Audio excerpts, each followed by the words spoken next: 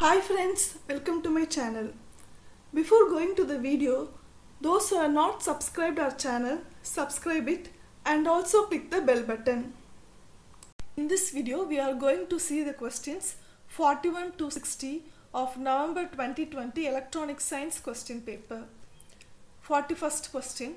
Currents in the three terminals of a transistor are mostly diffusion currents which are related by the minority carrier distribution in the base region. Which of the following statements are correct? First statement, the applied voltages control the boundary densities through the term exponential of QV divided by KT. This statement is correct because the boundary densities depends on the term exponential of QV by KT. So which is proportional to voltage. So hence the applied voltage control the boundaries. Next statement, the base current is the difference between the emitter and collector currents. We know that in a transistor the emitter current is nothing but sum of base and collector currents. So base current is the difference between the emitter and collector current. So this statement is also correct. If you see the next statement, in order to maximize emitter resistance, the emitter contact is usually made directly on top of the emitter. This statement is wrong because the emitter contact is usually made on the bottom of the emitter. Next statement, emitter band gap narrowing increases current gain.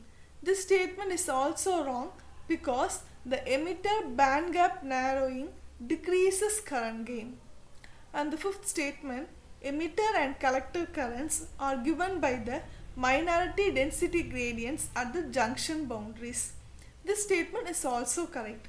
So here option B is correct. Next question, the small signal model of tunnel diode can be represented as. In the following diagram, the third one, that is resistance in series with inductance, and the both will be in parallel with capacitance and also parallel with resistance Rn, which is the negative resistance. Here Cj is the junction capacitance. So option 3 is correct. Next question, in which of the following techniques beam of electrons is used as a probe and the secondary radiation is X-ray? First lead, second EMP, third TEM, fourth STEM, fifth EELS. Here EMP, that is electron probe microanalysis, also known as wavelength dispersive electron microprobe analysis, and also in STEM, scanning transmission electron microscopy, we use beam of electrons as probe and secondary radiation as X-ray. Hence option B is correct. Next question, which metals or alloys among the following do not reduce silicon dioxide and are found to have poor adhesion on silicon dioxide surfaces? Generally, tungsten and molybdenum do not reduce silicon dioxide and have poor adhesion on the silicon dioxide surface. Hence option D is correct. Next question, which of the following gases commonly used in chemical vapor deposition are pyrophoric, toxic and flammable? Phosphine and silane are the commonly used gases in chemical vapor deposition which are pyrophoric, toxic and flammable. Hence option D is correct. Next question, consider the circuit shown in figure. They have given the two-port network. The correct values of Y parameters are Y11 1 by 4 mho, Y12 minus 5 by 4 mho, Y21 minus 3 by 4 mho, Y22 minus 1 by 4 mho. Third option, Y11 is equal to 5 by 4 mho, Y12 is equal to minus 1 by 4 mho. Next, Y21 is equal to minus 5 by 4 mho, Y22 is equal to minus 1 by 4 mho, and Y21 is equal to minus 1 by 4 mho, Y22 is equal to minus 3 by 4 mho. Choose the correct answer from the options given below. Here answer C is correct, that is 1 and 5th one is correct. Let us see the solution. We know that the admittance Y11 is equal to I1 by V1 at V2 is equal to 0. V2 0 means second port is short circuited. Now the voltage V1 can be expressed in terms of I1 as 4 into I1 because the dependent current source I is equal to 0 since V2 is equal to 0. So 3 ohm will be open circuited. So we have 2 plus 2, 4 ohm. So V1 is equal to 4 into I1. So now Y11 will be equal to 1 by 4 mho. Next, Y12 is equal to I1 by V2 at V1 is equal to 0. So port 1 is open circuited. Now V2 can be expressed in terms of I1 as V2 is equal to 2 into I2 plus minus of 2 into I1. Since V1 is short circuited, 2 ohm will be parallel with 3 ohm. So the voltage drop across 2 ohm is equal to 3 ohm. Now I2 is nothing but sum of currents I1 and I but in opposite direction. So substituting I2 is equal to minus I1 minus 2 into V2, we have Y12 is equal to minus 5 by 4 mho. Next, Y21 is equal to I2 by V1 at V2 is equal to 0. Now short circuiting second port, we can express V1 is equal to minus 4 into I2. Since I is equal to 0, 3 ohm resistance will be open circuited. Now Y21 is equal to minus 1 by 4 mho. Next, Y22 is equal to I2 by V2 at V1 is equal to 0. That is first port is open circuited. Now V2 can be expressed as 2 into I2 plus minus 2 into I1. Now I1 is equal to sum of I2 and the total current I, independent source current I, but in opposite direction. So substituting I1 as minus I2 minus I, which is equal to 2 into V2, we have Y11 is equal to minus 3 by 4 mho. Next question, which of the following statements regarding tree are correct? First statement, all the links of a tree together does not constitute the complement of the corresponding tree. This statement is wrong. Next statement, a connected subgraph of a connected graph is a tree if there exist n-1 nodes of the group. This statement is also wrong because tree contains all the nodes of the graph. Next statement, a connected subgraph of a connected graph is a tree if there exist many paths between any pair of nodes in it. This statement is also wrong because in a tree there exists only one path between any pair of nodes. Next statement, the number of terminal nodes or n vertices of every tree are at least true. This statement is correct. Next statement, every connected graph has at least one tree. This statement is also correct because every connected graph has one tree at least. Hence option D is correct. Next question, which of the following statements are not correct? First one, precision rectifiers use positive feedback to compensate for the forward drop of the diodes. This statement is wrong because they do not use positive feedback. Next question, next option, precision peak detector uses a capacitor to effectively lengthen the duration of the peaks. This statement is also correct. Next statement, limiters may be thought of as programmable signal clippers. This statement is also correct. Next statement, in order to improve performance of comparators, negative feedback may be used. This statement is wrong because comparators use either positive feedback or no feedback. Next statement, there are two basic approaches for realizing a design. First, using Zener diodes. Second, using biased signal diode network. This statement is also correct. So, statement 1 and 4 only wrong. So, option A is correct. Next question, the network formed by resistors and capacitors for modifying the rate of change of gain and the phase shift is called a compensating network. Which of the following statements are not correct? First statement, the main purpose of a compensating network is to modify the performance of op-amp circuit over the desired frequency range. The statement is correct. Next statement, there are two types of op-amps, internally compensated and externally compensated. This statement is also correct. Next statement, 741C is an externally compensated op-amp while 709C is an internally compensated op-amp.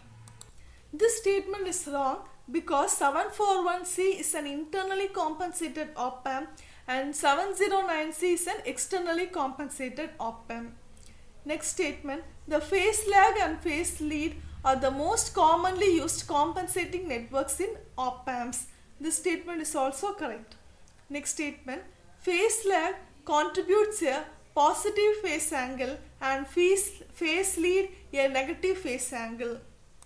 This statement is wrong as we all know phase lag contributes negative phase angle and phase lead contributes positive phase angle. So option D is correct. That is, statements 3 and 5 are wrong. Next question. Three major types of programmable logic are SPLD, Simple Programmable Logic Device, CPLD, Complex Programmable Logic Device, FPGA, Field Programmable Gate Array. Each major type have many manufacturers' specific subcategories. Some statements are given below related to these programmable logic devices. Which of the following statements are correct? First statement, CPLDs have much higher capacity than SPLDs. This statement is correct. Next statement, FPGAs are similar to CPLDs in their internal organization. This statement is wrong. Two basic classes of FPGAs are coarse-grained and fine-grained. This statement is correct. Next statement, fine-grained FPGA has large logic blocks while coarse-grained FPGA has much smaller logic blocks.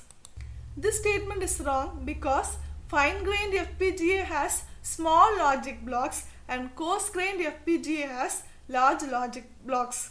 Next question, FPGAs come in package and ranging less than 1000 pins. This statement is also wrong. So option D is correct. That is, statements 1 and 3 are correct. Next question, the performance parameters of a logic family are required for better understanding. The following statements explain the characteristics of digital logic family. Which of these statements are correct? First statement, the operating speed of a logic family is determined from its propagation delay. This statement is correct. Next statement, power dissipation is inversely proportional to switching frequency and directly proportional to cycle time.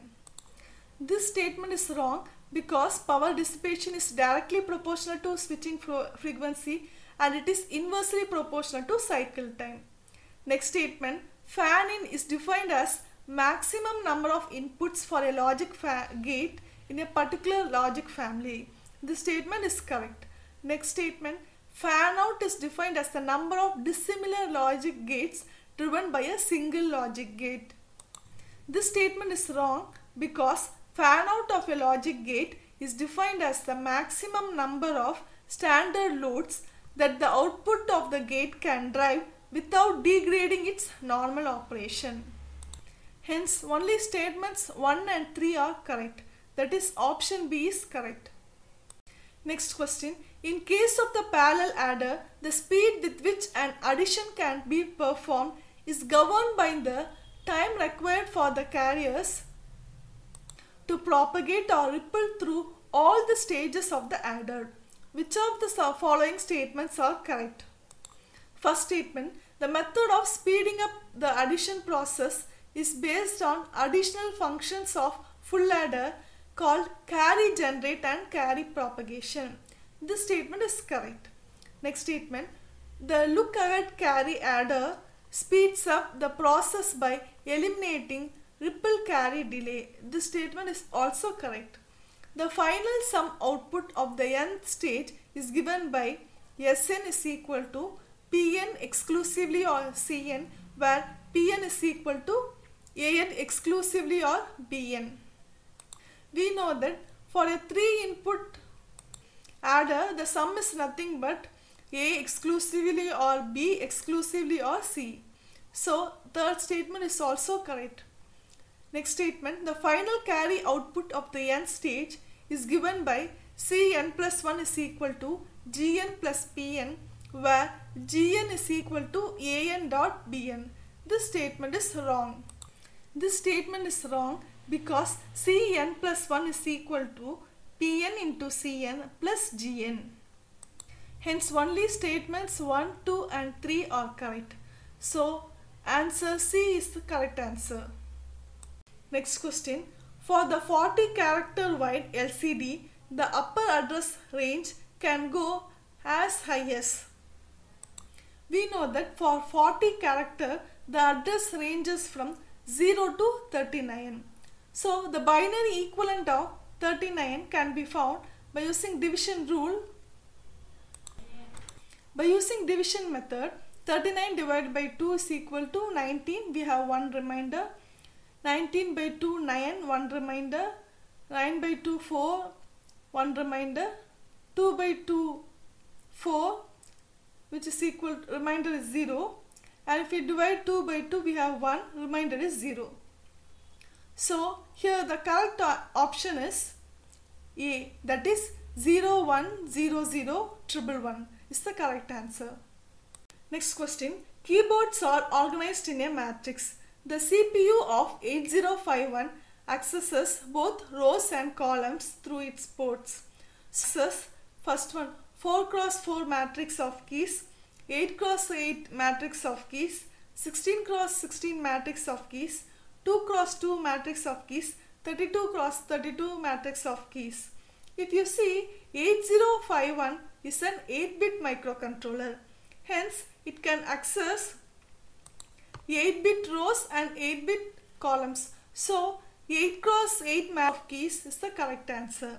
So, option A is correct. Next question. For an EM wave, that is electromagnetic wave, rate traversing from air medium 1 to a conducting medium 2, following statements are given. They have given the electric and magnetic field. Here, first one, ET is approximately 2Z by Z0 into EA. This statement is correct. ET is equal to ZC minus Z0 divided by ZC plus Z0 into EA. This is also correct. And also the fourth one, HT approximately equal to 2 into HI. This statement is correct. So option A is correct. Next question. A dielectric medium has a relative permittivity epsilon r is equal to 6. For this, the value of index of refraction and phase velocity are given. They have given refractive index 6, refractive index is equal to 2.45, phase velocity is equal to 3 into 10 to the power 8 meter per second, phase velocity is equal to 1.22 into 10 to the power 8 meter per second. Here option C is correct, that is second and fourth one are correct. Let us see the solution. Refractive index is given by the formula eta is equal to square root of mu r into epsilon r. Mu r is the relative permeability and epsilon r is the relative permittivity or dielectric constant. So for air medium, mu r is equal to 1 and they have given epsilon r is equal to 6. So substituting and taking square root, we have eta is equal to 2.45. That is refractive index is equal to 2.45. Now the phase velocity is given by the formula Vp is equal to C divided by square root of mu r into epsilon r. C is equal to 3 into 10 to the power 8 meter per second, which is the velocity of light, and mu r is equal to 1 and epsilon r is equal to 6. Substituting, we have the phase velocity is equal to 1.22 into 10 to the power 8 meter per second. Next question. A plane wave of frequency 2 GHz traveling in air parallel to a flat ground plane with h parallel to the ground plane losses 3 microwatt per meter square into the ground plane having conductivity sigma is equal to 10 to the power 7 mho per meter. Mu r is equal to epsilon r is equal to 1. The following data are given. They have given the electric and magnetic fields. Here option A is correct. Let us see the solution. The real part of propagation constant alpha is given by the formula square root of 2 pi f into mu into sigma divided by 2. Substituting frequency as 2 GHz, mu is equal to mu naught into mu r. Mu r is equal to 1. They are given. Mu naught, we all know that mu naught is equal to 4 pi into 10 to the power minus 7. And sigma is equal to 10 to the power 7. So substituting, we have alpha is equal to square root of 8 into pi square into 10 to the power 9. Now losses is given by the formula W is equal to sigma into eta naught square divided by 2 into alpha. They have given losses as 3 microwatt. So 3 into 10 to the power minus 6, and we have alpha is equal to square root of 8 pi square into 10 to the power 9 and sigma is equal to 10 to the power 7. Substituting, we have E naught is equal to 4.106 into 10 to the power minus 4 volt per meter. H naught can be found by using the formula square root of epsilon naught divided by mu naught into E naught. So substituting for E naught, we have H naught as 1.089 into 10 to the power minus 6 ampere per meter. Next question. Which of the following statements about the matched filter in a communication received are correct? First statement. It may produce phase error if synchronization is improper. This statement is wrong because it do not produce phase error when synchronization is not proper. Next statement. Its impulse response depends on signal shape. This statement is correct. Next statement. The characteristics of the matched filter is matched transmitted data. This statement is also correct. Next statement. It produces intersimple interference. This statement is wrong because matched filter does not produce intersimple interference. Next statement. It measures the correlation between incoming received message and its impulse response. This statement is correct. So statements 2, 3 and 5 are correct. So answer A is correct. Next question. Which of the following statements are true? First statement. A parity check code can detect and correct signal bit error. This statement is wrong because it can only detect the signal bit error. Next statement. The efficiency of Huffman code is linearly proportional to average entropy. This statement is correct. Next statement. The coding increases the channel bandwidth. This statement is wrong because it decreases the channel bandwidth. Next statement. Coding increases the information rate. This statement is also correct. Next statement. A code dictionary with minimum distance to is not capable of error detection. This statement is also correct. So statements 2, 4 and 5 are correct. So option B is correct. Next question. Which of the following statements are correct? A given source will have maximum entropy if the message produced are statistically independent. This statement is wrong because it will not have maximum entropy when the message produced are statistically independent. Next statement. As the bandwidth approaches infinity, the channel capacity becomes 0. This statement is also wrong. Next statement. For binary transmission, the baud rate is always equal to the bit rate. This statement is correct. Next statement. The mutual information of a channel with independent input and output is constant. This statement is wrong because the mutual information is not constant and it's dependent on the next statement. NAT is a unit of information. This is correct because NAT bit hardly is a unit of information. Hence only options 3 and 5 are correct. Hence answer C is the correct answer. Thanks for watching the video. For more videos, don't forget to subscribe our channel.